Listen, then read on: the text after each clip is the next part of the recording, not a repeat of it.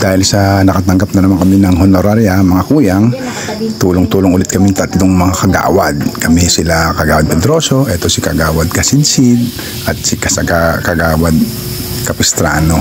Nagambag-ambag kami ng aming honoraria para itong buwan na naming ginagawa na nagbibigay kami ng munting handog sa aming mga kabarangay ay lagi namin magampanan.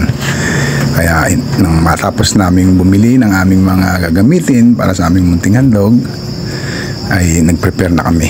At ito na nga, nilagay ko na sa likod ng aking sasakyan kasama yung mga binili ni Kagawad Capistrano at Kagawad Kasinsid na mga papel, notebook, lapis, ballpen kasi opening na ng classes.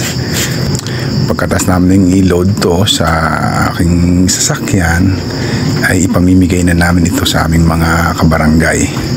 Lahat ng mga batang elementary tsaka high school ay bibigyan ng kanya-kanyang mga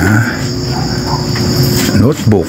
At ito na nga, nag-ikot na nga kami at pinangungunahan ito ni Kagawad Capistrano. Siyempre tayo alalay lang kasi driver din tayo eh. Kaya nagsimula na kami mabigay mga kuyang. Kaya tingnan nyo lang kung gaano karami din ang nabigyan namin. At natuwa naman yung aming mga kabarangay sa aming ginagawa buwan-buwan. Ngayon kasi may kasama ng notebook tsaka mga papel eh. Dahil nga sa opening ng klase. Pero ang kadalasang ginagawa namin ay namimigay kami ng aming munting handog pag kami nakatanggap ng aming honoraria mula sa barangay. At ito ay buwan-buwan namin ginagawa para kahit pa paano ay may return kami sa aming blessing sa aming mga kabarangay. Mabilis lang naman itong aming gagawin. Wala naman kaming pili-pili rito eh. Kung sino ang bibigyan namin. Basta lahat ng pwede namin bigyan ay binibigyan namin paikot sa aming barangay. Kaya ito nga ang aming pamimigay mga kuyang. Maski nga napapagod na kami, basta nakita namin nasisiyan yung aming mga kabarangay, ituloy lang ang aming ginagawa yan. No? Basang-basa na kami ng pawis ni Kagawad Kasinsid. Si Kagawad Capistrano at ako basang-basa na ng pawis kasi halos katanghali ang tapat namin pinamigay itong aming munting handog sa aming mga kabarangay eh. Talagang buwan-buwan namin itong ginagawa. Pilit namin itong ginagampanan. Pangako namin sa kanila pag kami ay nanalo bilang mga kagawad. Kaya kada honoraria namin ay binibigyan namin sila ng aming parte namin honoraria. Munting handog namin ito sa kanila. Para kahit paano ay maligayahan nga sila.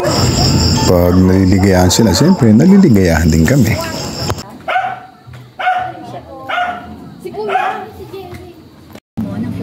Dapat tama na kasi pang na to.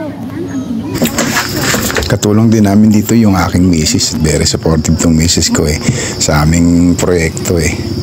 Kaya masaya naman kami kahit na kami napapagod. Ito nga ang aming kaligayahan na nakikita para sa aming mga kabarangay. Lola! Asan sila na laysay? Si Pedroso pag-ipag-dinner. Ilan na yung ano? Oo. Na kayo dito.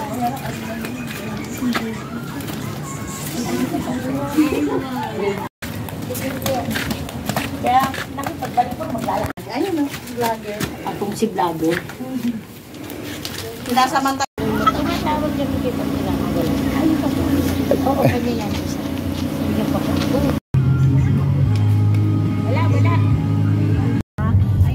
Matapos nga namin mamigay na ng aming munting handog sa aming mga kabarangay ay umuwi na rin kami mga kuyang. Kaya hanggang dito na lang ang aking simpleng vlog. See ya!